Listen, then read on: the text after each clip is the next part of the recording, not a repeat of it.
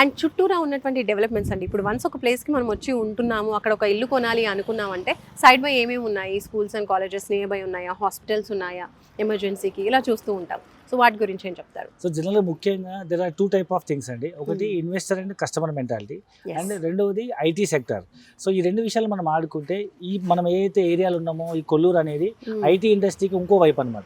Hitech City, Gachibowli, Narsingi, కోకాపేటకి ఐటీలో పనిచేసే వాళ్ళకి చాలా నియరెస్ట్ ప్లేస్. కంపారిటివ్ టు మీ కుక్కటిపల్లి వైపు ప్రాపర్టీ కొనుక్కొని రోజు ఒక 1 hour journey up and down 1 hour పోయి 1 అవర్ పోయే బదులు 10 to 15 మినిట్స్ టైంలో రీచ్ అయ్యేటట్టు ఉండే మంచి ఇన్వెస్ట్మెంట్ ఆప్షన్ ఒకటి.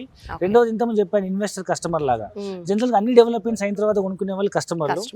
ఇప్పుడు చూడడానికి పల్లెటూరు లాగా ఉండి ఇంకా ఏం డెవలప్మెంట్ లేవు కదా అనేటట్టు ఉండేది. ఫ్యూచర్లో ఇది ఇన్వెస్టర్ కాన్సెప్ట్ లాగా అనమాట. ఇవాళ మీకు ఎస్ఎఫ్టీ 6,000 రూపాయలు దొరుకుతుంది, భవిష్యత్తులో ఇది 10,000 నుంచి 12,000 అయ్యే అవకాశం ఉంది. ఎందుకంటే మనం చుట్టూ చూస్తున్నాము, నియోపోలిస్ కానీ లేకపోతే తెల్లాపూర్ కానీ నల్లగండ్ల కానీ ఇవాళ 10,000 పైన ఎస్ఎఫ్టీ అమ్ముతున్నారు.